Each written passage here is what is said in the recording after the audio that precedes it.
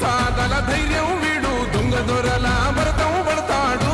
మన రేవంత్ అన్న పేద ఇంటికి పండుగ తెస్తాడు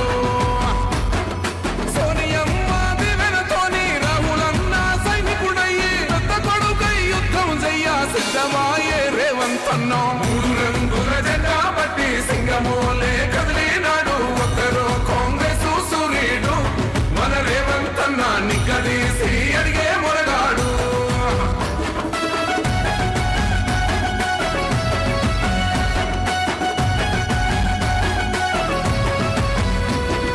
దాడులెన్ని జరిగిన గాని